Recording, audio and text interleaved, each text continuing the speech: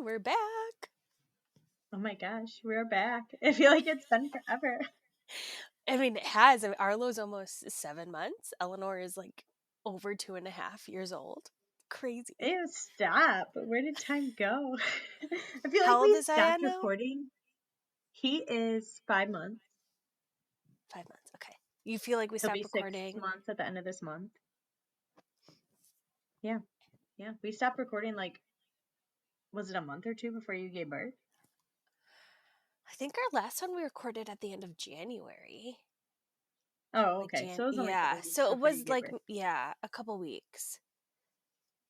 Yeah, But yeah, January no. was a long time ago. It feels Oh, like forever ago, but also like yesterday.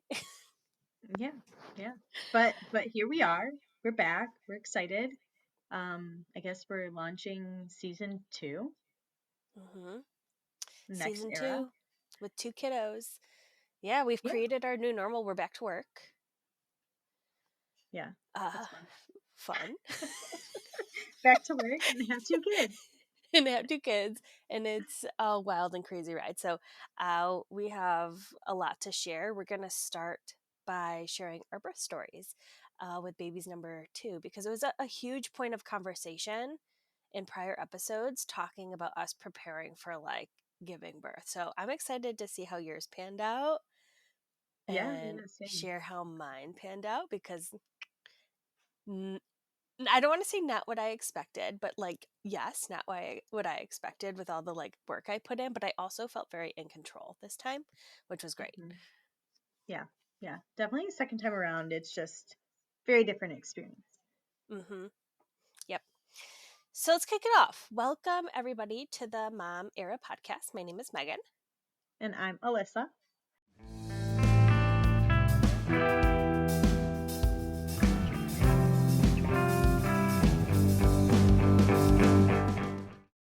And today I'm going to share, Megan, I'm going to share my birth story with Arlo.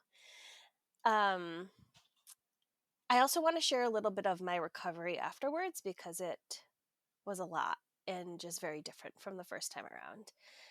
But before we dig in, I do want to say, for those who haven't listened previously, maybe this is your first episode or you're just, listening to birth stories, I was doing a trial of labor after C-section, also called a TOLAC, in hopes of having a successful VBAC, so a vaginal birth after cesarean. And we talked about all the prep that kind of went into that, but I hired a doula. Um, I did a lot of research beforehand, which I hadn't done the first time. I felt ready. I wanted to go unmedicated. I had a very like birth plan of like what I wanted. I wanted to limit like unnecessary cervix checks, and ultimately like be in control of my labor experience, because like I said, I felt so out of control with Eleanor. Hmm. I So think we both did. I think we both went into our first ever experience giving birth, just like, oh, everything's gonna be okay, and then we were mhm. like, oh, we didn't get to decide any of that. So, Yeah, we both went in just saying like, "Oh, the doctors, they got us. They know what's best." And I don't want to say that's not true, but like advocating for yourself and doing what you want and knowing what to expect like just changes the experience so oh much. yeah. Hmm. Okay, so where do I want to So kick start? it off, Megan. I know. I think I'm going to start at 40 weeks, at my 40-week appointment. So I was having some high blood pressure. I think I was having some high blood pressure a few of the appointments. I think I was going every week at that point, or every other week, but I was having like white coat high blood pressure, where you like go, do you ever get this? Where you like go to the doctors I and it's just did not, high? but I've heard of it. Yeah. Okay. Has always happened to me. It happened to me with Eleanor too, like towards the end. But I just get so in my head to the point where like I sit there and I'm like, okay, just breathe. Just breathe. Don't think about it. Just breathe, or else I'm like Mhm. working myself up. So it was my 40-week appointment. I had a slightly elevated blood pressure. And so they put me into triage, and I was there for like 6 hours, I believe, monitoring me. And then they tested my pee for pre-E or pre-eclampsia. And of course, that came back negative, but they still kept me because I'm like, when am I going to be able to go home? I'm supposed to work today. Like, I'm uh, sending you to be here. no, yeah, you need to send me home. But I remember the nurse saying to me, they're keeping you because they want to find something to say, oh, we need to induce you. She's like, don't let them bully you. So I didn't, but I was like, what in the world? Just let me go home. Yeah. Oh my gosh. Um, so I just wanted to mention that because I thought it was funny that the nurse said that to me. But anyway, so I think it was 40 plus 4. So I was like 4 days past 40 weeks. I started to feel my first contractions that night, and I had lost my mucus plug. And my contractions were like pretty close together, but they weren't super painful. To the point where like I ended up falling back asleep, I think at like 5 a.m. Like things kind of fizzled. But it was like 1 a.m. or midnight, and I was like freaking out. And I'm like, oh my God, we need to have mom or Rob's mom here because she was like our backup care. I'm like, what if this goes so fast? She lives an hour away. What if she like can't get here in time? We're gonna have to like wake up the kids and bring them to the hospital. So now I'm like spiraling. And so Hmm. I like told her, and she ended up coming over. And then, of course, in the morning, I wake up and labor's like completely gone. She didn't care, obviously, but I like kind of felt bad. But then during the day, my mom came over and we were like taking walks. We were like doing ball work and just hoping like something was going to happen again. Rob's mom ended up leaving, and then my mom spent the night that night, and my water broke at midnight. Such a weird experience. Did yours break naturally this time? It did, right? No, it did not. Oh, it didn't? Well, actually, I guess it did, but they don't know when. It didn't Oh, okay. break when I was in labor, though. Oh, interesting. And that's weird. Mine was like, there's no way I could have mistaken. I'm laying in bed, right? I'm laying in bed and I'm having like minor contractions, but nothing crazy. Here's me laying in bed. And I felt and heard like a pop. And to me, what it like sounded like is when you snap underwater, like that Oh, yeah. sound. Hmm. And that's what it sounded like to me. And I'm like, what was that? So then I get out of bed and it's like, like, you know how they say, oh, when your water breaks, it's going to be like this little trickle. It's not going to be like this big gush like you see in the movies. No, mine was a big gush, like all over my underwear, like dripping down my leg. And I'm like, oh, okay, well, my water broke. And so now I'm like texting the doula, and she's like, well, you can labor at home for a while. You can go to the hospital. Like, you let me know what you want. She's like, it probably will still be some time until you give birth. And I was like, okay, I'll labor at home for a while. And I think it was around 3 a.m. I decided to go to the hospital because my contractions were like 3 to 5 minutes apart. I wouldn't say they were super duper crazy painful, but they were just happening quickly again. And I just at that point wanted to see, like, is this a repeat case of what was going on with Eleanor? Because for those of you that might not remember, I was having like just contractions on top of contractions, and I didn't know if it was from being induced or if it was like what my body did or what. So I just wanted to go have my doula there so she knew what was happening. We could work on stuff together, and so the hospital could like let me know if something weird was going on, you know? Yeah. Doula met us at the hospital, and then everything, like literally right when we got to the hospital, everything kind of slowed. But she said that was normal. I don't know. Um, she basically was like, you're in a brand new environment. Your body's like just adjusting. And it did. It kicked back up. And my birth team this time was like so good. I don't know if it was because I had a birth plan or because my doula was there or what, but everybody was so like respectful of my wishes. I remember when I got to the hospital, they didn't, because my doula was like, I know you want limited cervical checks, but a lot of times they'll check you right when you get in just to know like what's going on. But they were like, no, your water broke, we're going to limit it. Like, I totally agree with you, we're not going to check until we need to. So I didn't even get checked like right at the hospital. They ended up giving me the wireless monitoring like I wanted. So I had like unlimited movement. I wore my own clothes. I had my own birthing gown. I wore a bra. I was just really comfortable like throughout the whole thing. Like, I had Yeah. my music. I had, um, the only thing that really pissed me off is they placed the IV in my hand because that was the only place Yes. they could get it. Why do they do that? It's Why? terrible. Like they put it like Awful. right here, Uh huh. and and yeah, Did yours I was get like, oh put my, there too? yeah, and she kept trying to do it. She did it like 3 times. My whole hand Mm-hmm. was blushing, gushing blood. Yeah. I was just like, why? Same, same. It's like all over the bed. I'm like, jeez. I know. I was looking at Um, Austin like, and at that point, you're like so done with getting poked with this big needle, and you're like, fine, just put it in mhm. my Were they But yeah, it was trying to so put it in other uncomfortable. places? Like, were they Yeah, trying to they put it in other places tried. before you? Uh Oh, huh. okay. That was the third spot they tried. Yeah, they basically told me I had to put it in my hand. So Oh, jeez. interesting. Yeah. But my hand, after a while, was just, I couldn't move it. And it was so swollen. So we would try to do, where you're on all fours. Like, I just couldn't. It hurt so bad. And so I like was complaining.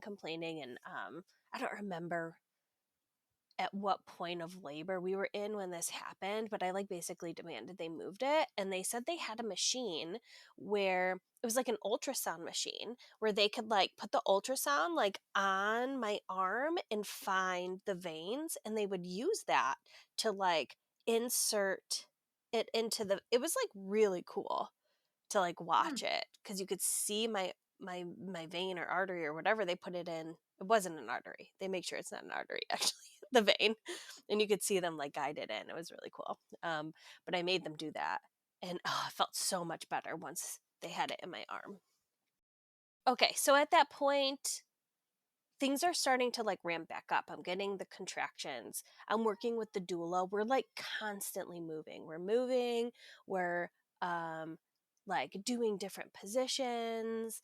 I'm having contractions all night like crazy. Um and we were trying to, just make sure baby was like in a good position, right? Because they hadn't done a cervical check at that point.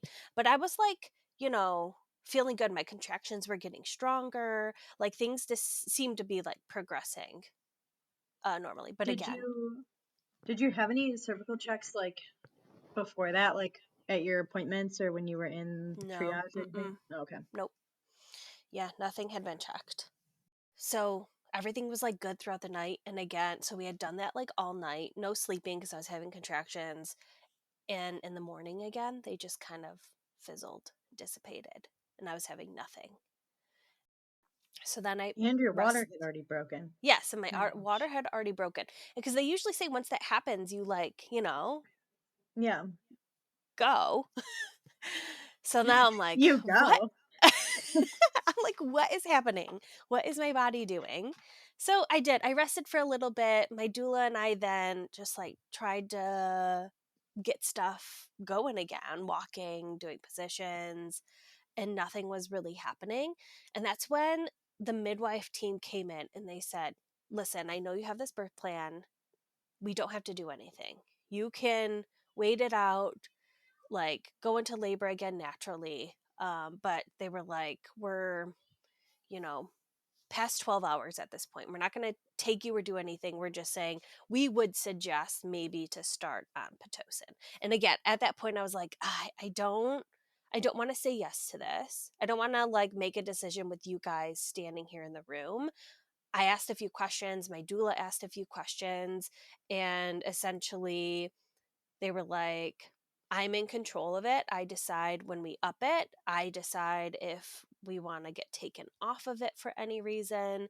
Um, I decide if we even want to start it, right? So it was like all on me. I was feeling pretty like like, what the heck is going on at this point? Like, can my body just like not do it? And so I was like, okay, you know what? I'll start. I think we were around like mid-afternoon at that point. I was like, I'll start it. We'll do it low and slow. Um, my body's already ready. We're in a different position than I was with Eleanor. My body's ready and my water broke. Like, I'm having contractions on my own. Like, hopefully this will just like kind of kick it into gear. Um, and I just kept telling myself if things got stressful, because I was worried that because we were having a lot of issues with Eleanor where she was like, have her like, is it blood pressure that they monitor, was like all over the place, and she was like having Oh yeah. stress. Yeah. And I was worried that was going to happen again, but they were like, again, you could stop it, which well, I guess I probably couldn't have done. I don't know with inducing, but um, so I decided to do it. And again, doula and I are working through stuff. Things were, I was like having contractions, things were fine. Eleanor came to visit and she was there for a little bit. And then things got just like super intense, like all of a sudden. It just felt like I was having contractions before and they were painful and I was working through them, but they got to the point where like I was like crying and like I'm like, she needs to go. Like, we can't have her here. I don't want her to see me like this. And that's when we ended up going into the bath. So they did the bath. I was contracting in the bath and it was like so unbearable. Like, I was having the worst back labor of all time. I was shaking, I was crying. And Mm. mind you, I still hadn't been checked at this point. So we don't like know where I'm at, I which don't know how like you is did that. fine. I would have been like, check me now. I need Oh, to my know. water had broke and I wanted to like wait it out as long as I could, without like giving myself like without putting stuff up there to like Yeah. cause an infection or something. And because this was like my reaction to like the pain, both the doula and the nurse thought I was in transition. And so I was like, okay, it's time to get me checked. Let's do this. Like, Yeah. I'm about to have this baby in the bath. Um, and this was like 6:30 p.m. So this is the first time I'm ever getting checked. And I'm like really confident. Doula's really confident. Nurse is so confident. We're like, oh, it's happening. I was at 3 centimeters. 3 centimeters. And then 90% in like number one, -1 station. So it's still so far. Still so far. And this threw me. Like, I was just like, I'm in so much pain. I'm there. Labor is like a mental game. And I lost Hmm. it at that point. Like, that was like a line where I was like, I cannot continue in the pain I'm at right now to 9 centimeters. Yeah. I just can't. Like, I have so far to go. Um, so this is when I was like, okay, give me the epidural. And like now, like, I want you to come right now and Delivery don't, on a whoever tray you have in to me front right of now. me, just cancel them and put me at the front because I'm in that much pain. um, And it is, you're right. It's such a mental game because it's like uh-huh. you get to a certain point or whatever and you're just like, nope, can't do it. I'm done. Yep. I can't because you think about all the stuff that has to happen and you could have sat there for 30 minutes and been at a 10. But you could Mm-hmm. have sat there for 8 more hours and been at a 10 too. You know what I Yes. mean? You Like, just don't know. You don't know. And my doula, I mean, I'm so glad she was there because she was like, you could do it. Like, if you want to go unmedicated, you could do it. Like, we could do all these different things and we could try something else first, or we can. And I just couldn't get past that mental block. And that was just me, right? And I was mhm, okay in that moment to get the epidural. Like, I felt in control. yeah. I was like, I'm going to do it. So, you know, I got it. But so hard getting it at the point when you're in so much pain already versus like when I got it with Eleanor, I was like nothing was happening and it was just like do do do. Or Yeah. with Arlo, I was like, you're hunched over, you're having crazy contractions, and you're like, are you done? Are you done? Can I move? I'm about to have Like, a contraction. I was like, it's happening. It's happening. um Okay, but got the epidural. Um, it was a rough experience. I was in so much pain, but once I got it, I rested for a little bit because we had been up all night. Um, and then really, it just got harder because I was in the bed, but the doula and the nurse like worked with me to change positions every 15 to 30 minutes. And I really loved my L&D nurses this time. Not that I didn't like them last time, but they were so much more involved. I don't know if it was because the doula was there or what, but they would just like hang out in our room, help me with positions, sit and talk. You know what's funny is I didn't realize with Eleanor that L&D nurse was only assigned to me, so I thought she was like out doing other things and helping other people, but truly like I was their only patient, and Mm, you can have them like as involved as you want as long as they're a good L&D nurse and they like their job. yeah. So I had some really great ones this time around. Yeah, I feel like usually for labor, you only have like they only have like Hmm. one or two people at a time. Like Yeah. per Hmm. like a nurse only has one Right. birthing person Yeah. at a time. Let's see, I think around, so because we started pitocin they have to check you more, like, they want to check to make sure like you're progressing. That's how they know if they need to like increase pitocin, slow it down, whatever. It just gives them an idea. So they have to check you more often at that point.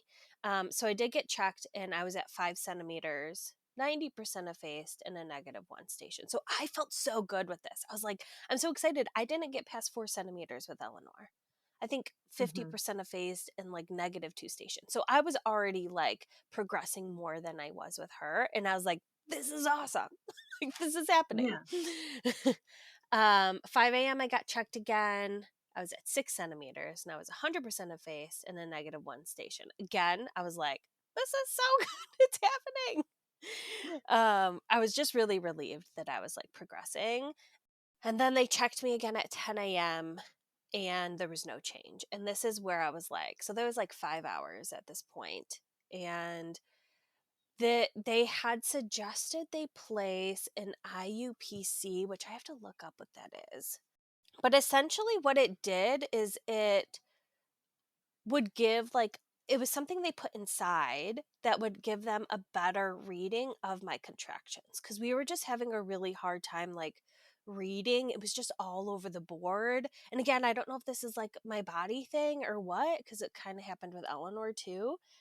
Yeah, it looks like a intrauterine pressure catheter to measure strength, frequency, and duration of uterine contractions.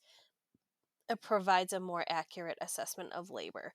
So they suggested we do this to help, like with the pitocin tritations and how much they're going to give me. So we did that at 10 a.m. And this is where things like started to take a turn because I could have, with the epidural, I probably could have just like kept laboring, right? Because you're not Yeah. feeling too much. The problem with my epidural, and I felt it immediately from when I got it, my right side of my body like wasn't like it would wear off.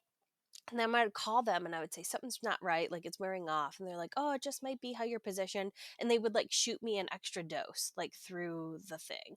It was different from Um, like the button. They were shooting me like a stronger dose through it. And they did that like hmm, 3 times. And they're like, oh, lay on your right side. But around 11 a.m., it just started to completely fail. So like both sides were not hmm. working anymore. And the thing is I knew it was happening and I'm like, "Man, it hurts really bad in my back." And they're like, "Well, epidurals don't really help with back labor." And I'm like, "My right or my left feels fine." Yeah. So something's going on. But yeah, ended up completely failing. And this part's really funny. So I felt like I really, really, really, really needed to poop at this point, like so bad. And I like tried to go to the bathroom multiple times and nothing's happening. And they're trying to, my poor nurse at this point, I was like, we need to like make a bidet and like squirt it so it can like make it come out. So we're like squirting water up my Oh butt, my just word, Megan. trying to get myself because I'm like dying at this point. There's so much pressure. So then they thought, oh well, maybe like you're ready to push. And so they came in and checked and I was only at 6 centimeters.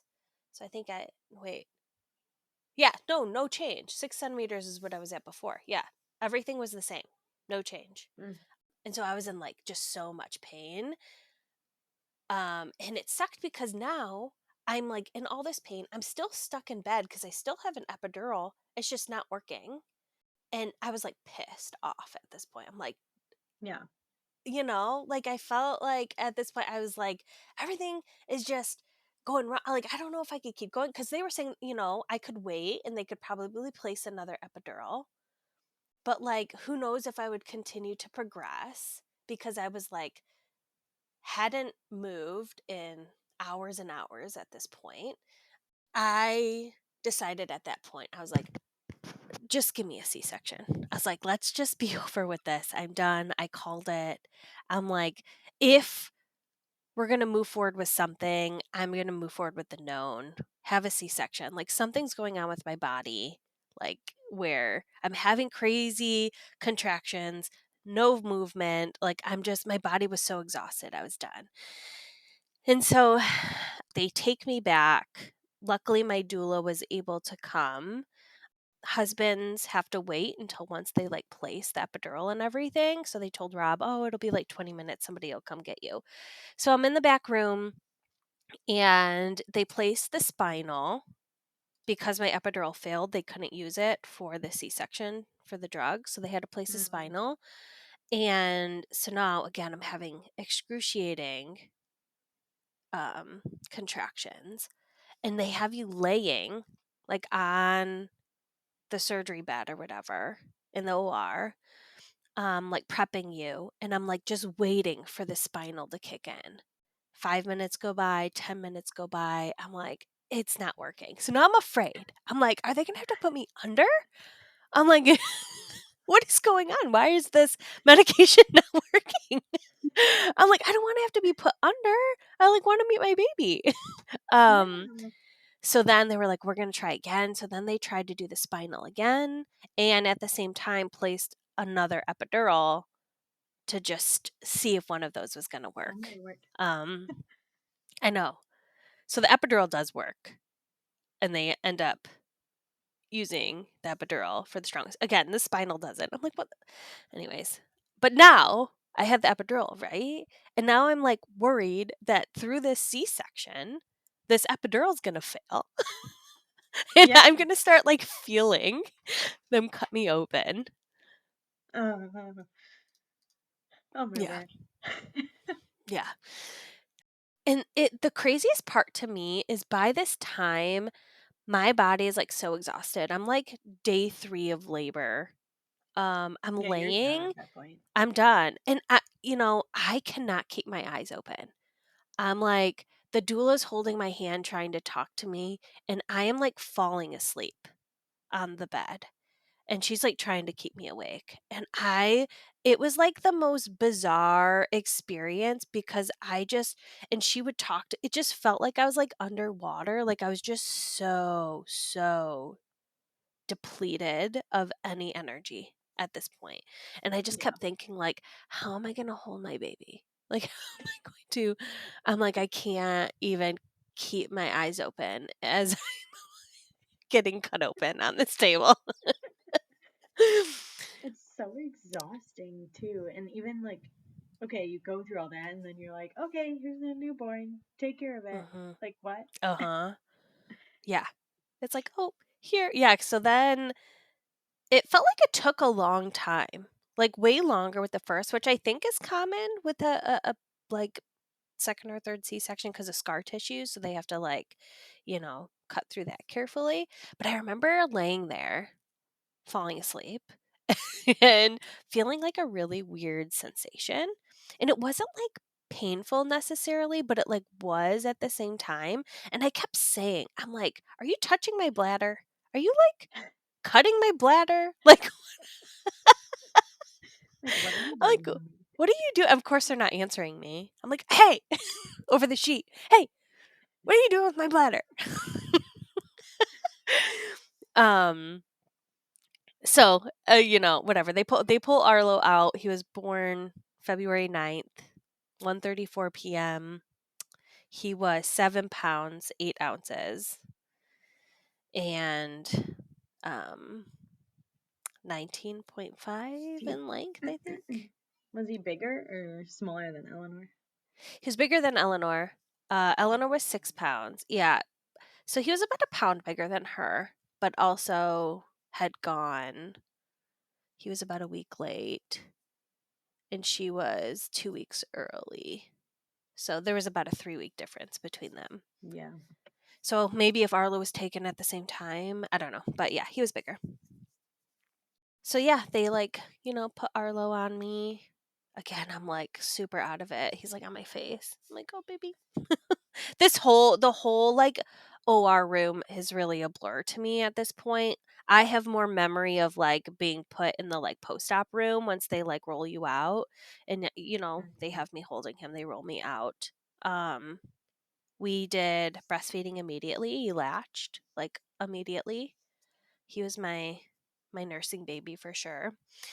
But I was in the post-op room not for very long, but the OB came in, the one that had done the surgery, and she had said that I had a postpartum hemorrhage based on the amount of blood loss. And that's basically what she said. And she was like, the amount of blood you lost was enough to be considered a hemorrhage, but it was like on the lower end. So it wasn't crazy. So I wasn't like super like worried.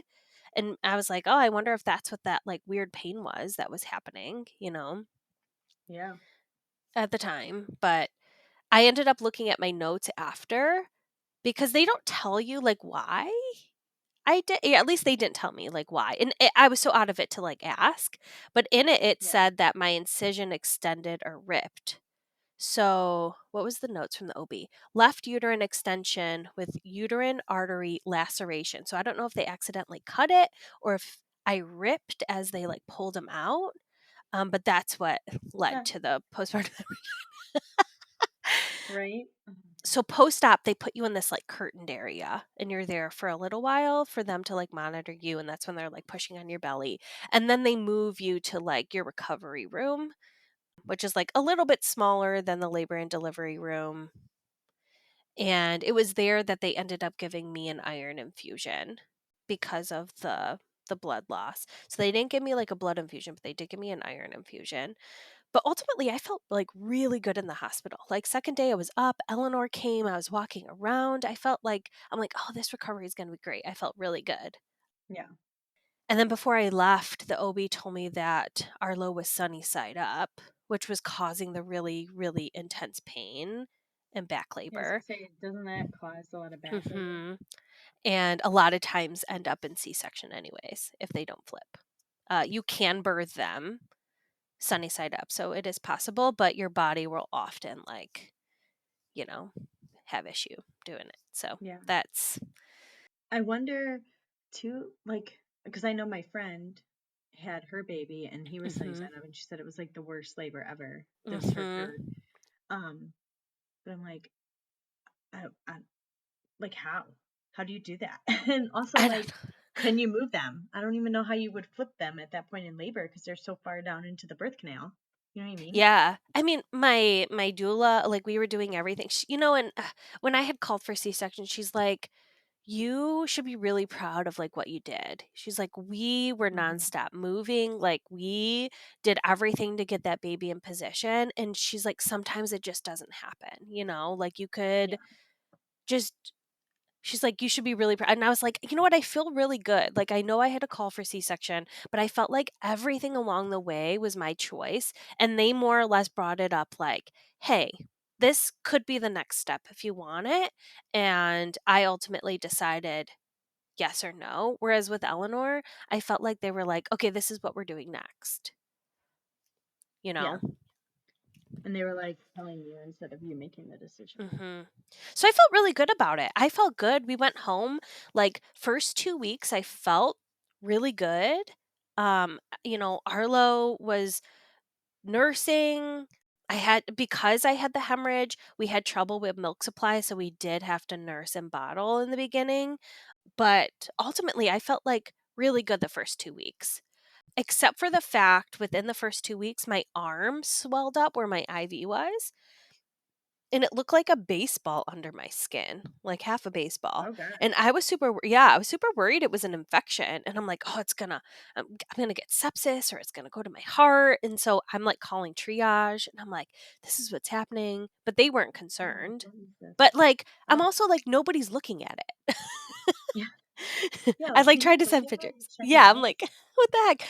But what's nice about the hospital I go to is they provide an in-home nurse that stops by within that first week.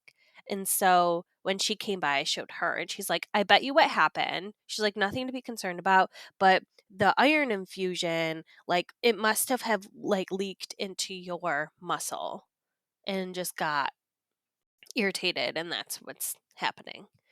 So I was glad somebody looked at it eventually, but it was really painful, and it was on my left arm, so where I would put like Arlo's head, and it's like this is not fun to have.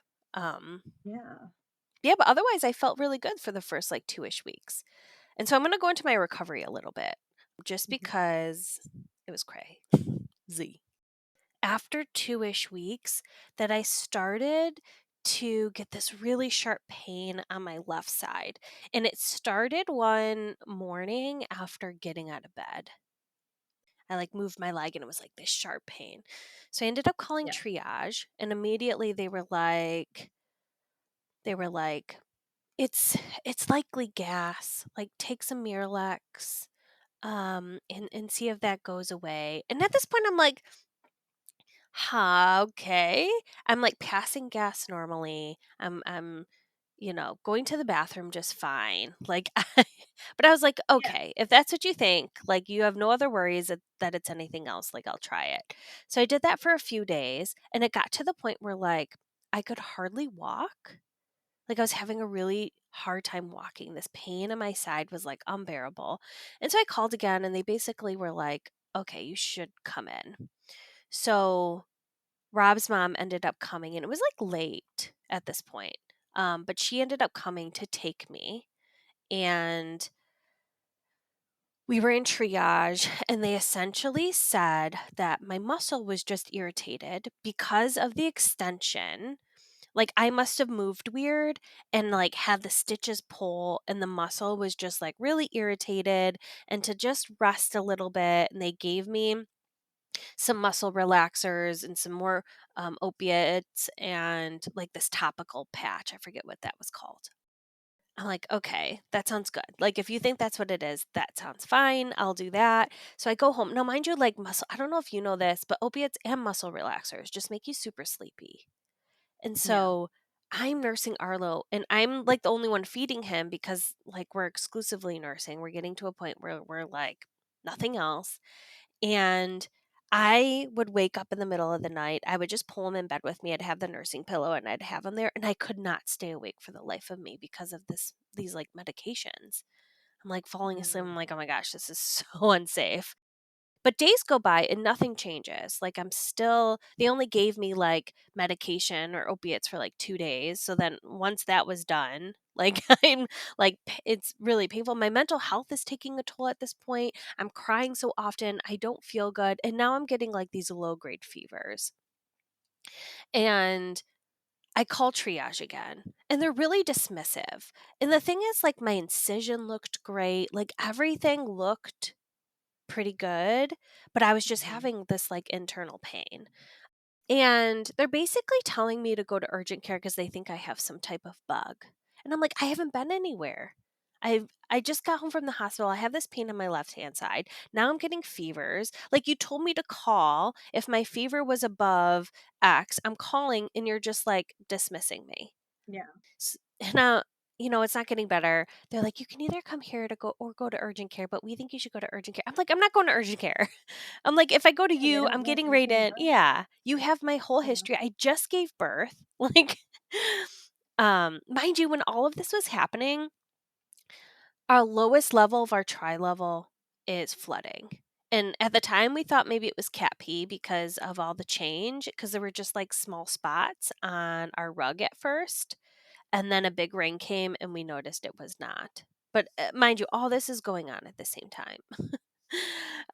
So everything's just really stressful, and we don't have like a ton of help. So I ended up having to call my mom, and I have her take me back to triage. And while I was there, they gave me another iron infusion. Like, I guess it was another thing for the first like month or so is I had no color in my lips. I was really tired. I had no energy, and a lot of that was due to my blood loss. And so they thought I would feel better if they gave me another iron infusion. So they did that while I was there. And they tested for like all the sicknesses because they said I was sick. I'm like, I'm not. And nothing No. came back. Um, and they ended up testing for a UTI. And they were like, okay, it came back positive, but they were like, we can't trust this test until we get the culture back because you have like blood in your pee from giving birth anyway. But they were like, we will give you these antibiotics for now until we hear back. Let's just start you on something. If we hear back that it's nothing, we'll take you off it. You won't be on long enough for it to be like an issue. So I'm like, okay, cool. I start taking them. I'm like feeling better. Yeah. So I'm like, oh, this must be it. So then the next day they call me and they say, it's not a UTI. I like break down crying on the phone with this person. And she's like asking me all the questions about my symptoms. And she's like, you need to go to the ER. I'm like, ER? You're like, really? Couldn't you just figure this out while I was Yeah, there with you? literally. Why can't I go back to Like, triage? what? And because I'm calling triage again, and they're like, well, because it's past 3 weeks, like, we really shouldn't be doing it anymore, and blah, blah, blah. I'm like, okay. So then I call my mom again, and my mom's supposed to go on this trip with, um, like her friends. And I Mm-hmm. think Rob's parents were out of town, if I remember correctly. And so I'm like crying. I'm like, I don't know what to do. I'm not supposed to drive, like, because I'm on this like medication. I'm in a ton of pain. So she ended up taking me still. I think she went a day or two late. But so this was like 8 or 9 p.m. that they called me to give me my results and tell me I need to go to the emergency room. And so I'm on the phone. I'm like, right now? You want me to go to the emergency room right now? She's like, yeah, you should. So we get there maybe like 10 or 11 at night and waited for 8 hours in the waiting Before you room got in a before room? we got Oh called my word. back. 8 hours. Oh my word. So it was all overnight. So me and my mom are like up this whole time. um they finally get me back. They end up doing an MRI. They do an X-ray. They did a CT scan and an EKG. So they did all this stuff. We were there literally for hours. And again, they put the IV in my freaking hand. So mad. It's so funny because they pulled me back to like place the IV. And I was like, do not put it in my hand. He's like, oh, we won't have to. And then he had to. I'm like, I can't. Oh I my can't with you gosh. guys. And during my CT scan, I'm trying to think of all the other things that happened, but I remember this specifically. During my CT scan, have you gotten a CT scan before? No. Okay, so they like put something called contrast. I don't really understand. It helps light things up, I guess, when they do the CT scan. I don't know. But anyways, they put the contrast in like through your IV. And I'm laying there. You have to have your hands over your head. Nobody's in the room because they have to leave. And so I'm just in there. They like put you under and then they issue the contrast and they like tell you over the thing. They're like, we're issuing the contrast, blah, blah, blah. So I'm like sitting there and all of a sudden I feel something like warm oozing into my head. And it's like a really warm sensation. Like, so I'm like, I don't know if they can hear me, right? So I'm like laying there. I'm like, hello? I think it leaked. Can you hear me?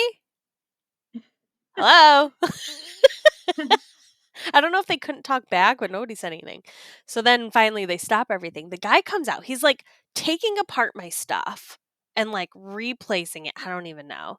And he's like, oh, that's never happened before. Blah, blah, blah, blah. So then he does it again, right?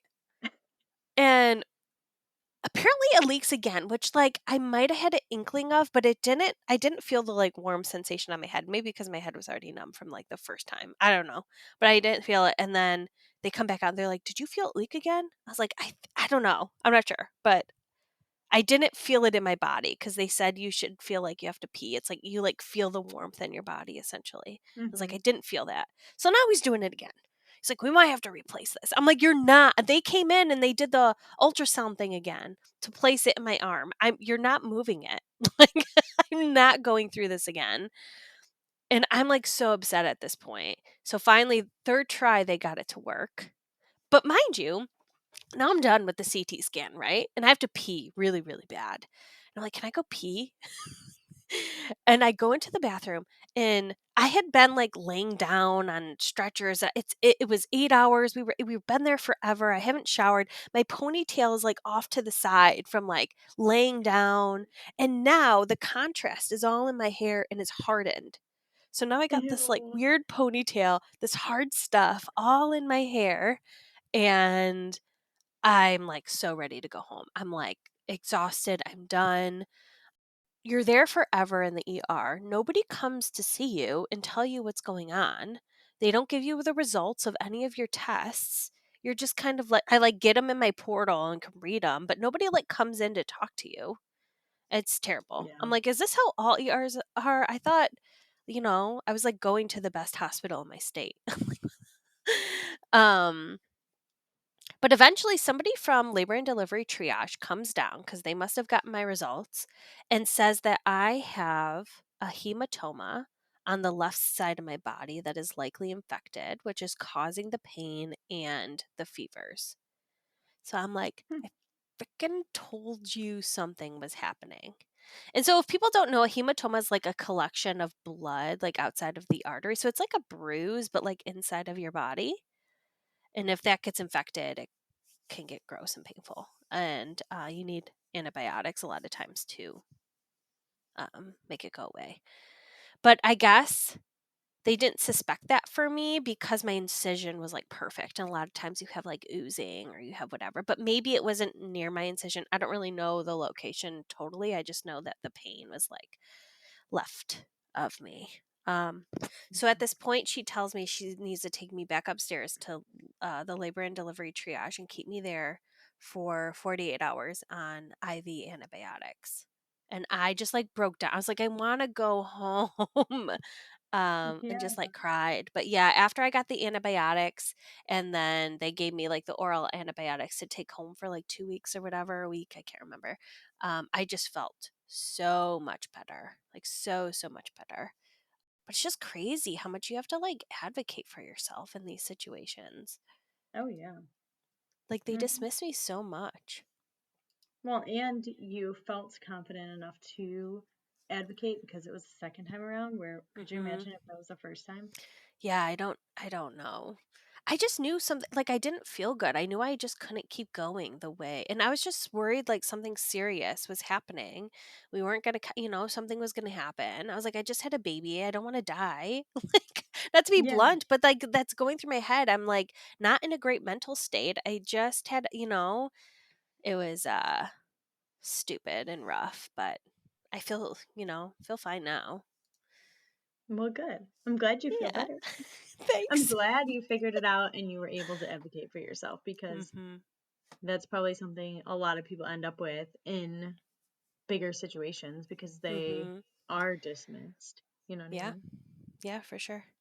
Yeah, you just got to keep going back. And I always like I just wish I would have went back to me and my mom were in ER for like 6 hours at this point. She's like, "We should have just went to triage and made Hmm. them do all this testing cuz they get you in like right away." I'm like, "Yeah, we should Yeah, have." but would they have done like the CT and everything I don't know. I don't from know. triage? Like you probably had to do it through the ER.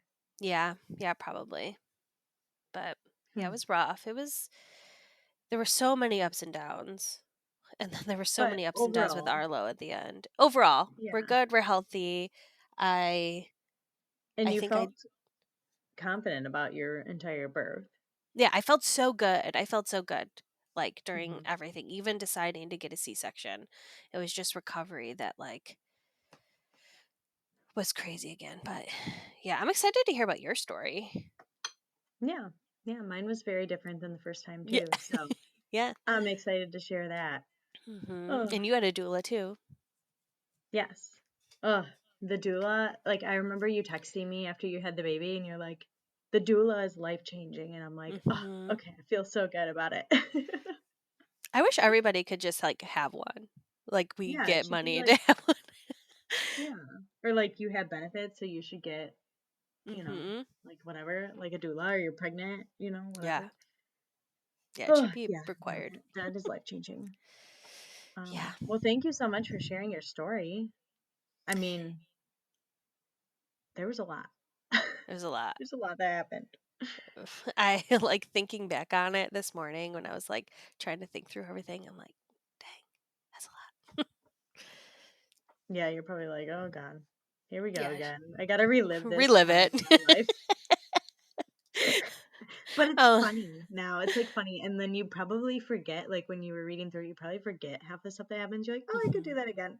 Like, Mhm. It's so funny because immediately after it happened, I was like, I don't want any more kids. I don't want to go through this again. And I still feel that way. Like, but I'm at a point where Arlo's almost 7 months where I'm like, I could have another baby.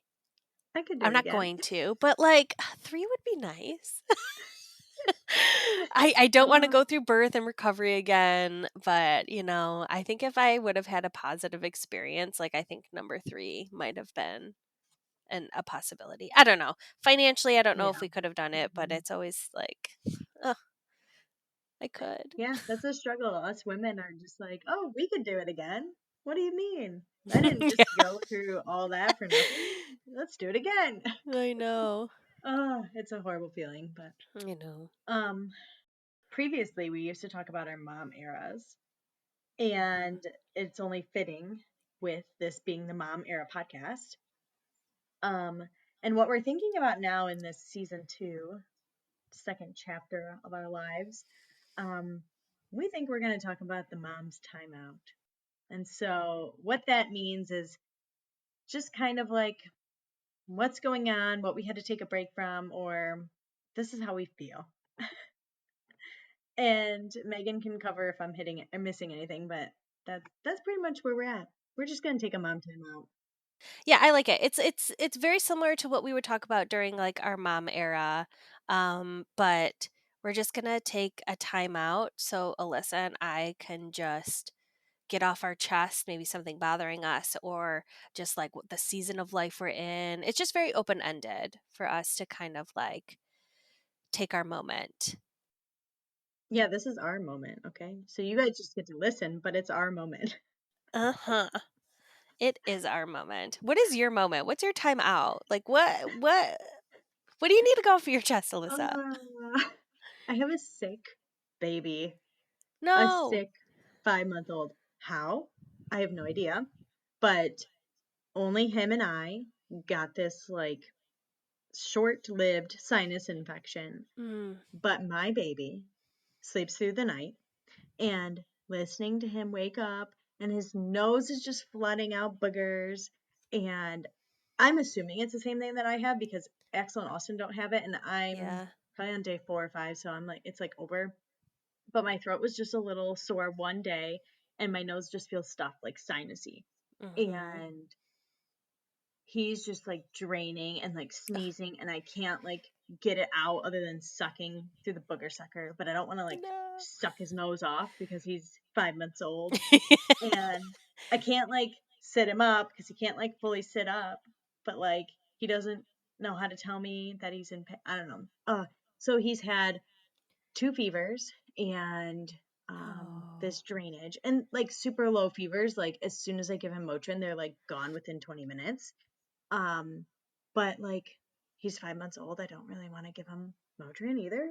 Like No, I I feel bad. know. I know. So yeah, that's been fun. But he's I think he's coming to the tail end of it, but I'm just like ugh, like the week that like everyone's going back to school and my daycare lady is on vacation this week, which is fine, Mhm. whatever, but I'm just like now you're sick and I'm like I having other people know. watch you and I'm like just so much going on. The last Yeah. thing I wanted was for him to be sick. And fingers crossed Axel doesn't get sick, but Fingers crossed. I think we're good. I think we're good. But yeah, that's been fun. That's my timeout. That's what I'm annoyed with. Like, Arlo got sick too, but nothing crazy. He just had like a little bit of drainage and a cough. yeah, he doesn't even have a cough. He's just No. draining. Yeah. And then he had these two small fevers. So, yeah, Yeah, seeing that baby sick. What was Axel's age when he got sick for the first time? Wasn't he kind of young too, or was it older than that? he was like 13, 14 months because it was like right when he started going to daycare.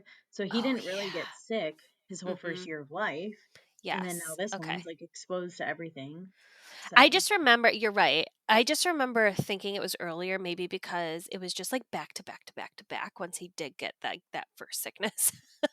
yeah. Which I'm kind of glad we got that out of the way at like 1 years old because I could not imagine doing that like now. No, I know. I know. So, or like when he goes to school when he's like 4 or 5, like, oh, then you're gonna get sick all the time. No. Oh gosh, no. Hmm. What's your mom's timeout? I took a real time out by taking my first ever like mom's trip away from my kids. So I did that last weekend. Oh yeah, It how was that? uh, Alyssa, amazing. Amazing. I had so much guilt leaving them, and they were completely fine. Like, they were completely fine. They were fine. I told my mom I was taking this trip, and she's like, "I used to do it all the time. Like, it's so much it's, like, so good for your mental health." So we went to Nashville, and I went with, 4 friends that I've known for, like, 15 years at this point, and we're all in similar stages of life where we have at least 1 kid, each of us, that matches the age of another kid within the group. So it's just, really nice. We went to Broadway one night where we like went out drinking, but otherwise, for the most part, we were home by 11 that night, but we just hung out by the pool, and we read, and we like watched movies. We like it was It was amazing. amazing. And if you can do it, it I'm not saying this is something, to do all the time, but like so worth it to take the time for yourself. Mm-hmm. Yeah, Austin and I got a last minute date night in this past weekend, and Ooh. whew, it was amazing. Time to It was just like yourselves? I felt so like I think his aunt came over at like 5 and we went out to eat. We went furniture shopping, like Ooh. without worrying about a baby jumping on everything or running out of the store. And then we went to a winery and had Mhm. wine. And then we were home by 10 and it was just magical. Yeah. I mean, the thing is with 2 kids is it's so like, with 1 kid, yeah, I was overstimulated, but, like, with 2 kids, it's even more, and I have even less time to myself than I used to, and I didn't have much time before, and so, like, being able to do something for yourself or yourself and your spouse, like, it's just so worth it. Yeah. Yeah. Yeah. It's crazy. And it's hard because it's like, and I was telling someone, like one of my friends at work yesterday, they were like, I was like, they tell you, oh, take time for yourself, focus on Mhm. yourself, but also like work a full time job and make money, but also like take the kids to daycare and like everything that they need to be at and all their appointments and pick them up and be a good wife and work out and get like do all this stuff and eat healthy Be fit. and like do all this stuff and I'm just like there is not enough hours in this day and men have a very different expectation Mhm. but it's like why are there so many different things that we're supposed to do and just yeah that's okay that's just normal it's a woman. Mhm. I don't know. It's Yeah. interesting. Yeah, I it was on a is. rant It's yesterday. So, I feel ya. That's how I feel. I'm very thankful for Rob, but it is interesting with our upbringing, like how different. I mean, he's a stay-at-home dad, and even I don't know, it's just so different when we get free time, right? Like when the kids go down for a nap on the weekends, I try to take the first, hour to get something done and then maybe have the second hour for myself. And Rob's always like, "You need to rest first." And I'm like, "Well, things need to get done," but he'll always prioritize rest. oh And yeah, it's yeah, I like can't do that. I harder for can't me to do rest that. until I get Uh, something done. So exactly. I was like flipping on and off between like over the weekend. Like one day we spent being all productive, and then the next day Mhm. I was like rest, and then productive, then rest. And I left to go to the store, and like, I'm like, okay, they've been sleeping for at least an hour. They're gonna wake up soon. And I left and I was gone for an hour and a half and they still hadn't woken up. And Austin was home with them. I'm like, if I would have stayed home and kept Yes. packing the house, like they would have been up in 10 minutes. Uh-huh. Like, Yep. That's how it works. but yeah. Okay. Well, that's our timeouts. I feel like so much goes on. I We know. could talk forever. Well, thank you everybody for joining us for our first episode back. We're Yeah. excited. We're going to have a little bit of a different like cadence and how we go about this podcast moving forward. We want to be just a little bit more intentional. We also want to be a little bit more like we don't want to just like record all these episodes and be behind. Like we're going to be more in real time. And our goal is to get an episode out a month. And we aren't going to hold ourselves to like any crazy standard because we're moms of two kids who work full time and are trying to have social lives and work out and eat healthy and all the other things. Yeah, we're trying to So, check all these boxes, you know? So, so yeah, this ultimately is like, fun for us, hopefully fun for our listeners too, but it's not something we're going to like break our backs over. Just we want it to be fun and enjoyable for us. So look out. Hopefully, every month we'll have an episode come out. yeah. And next time we'll talk about your birth story. Yeah. All right. Bye Bye. bye.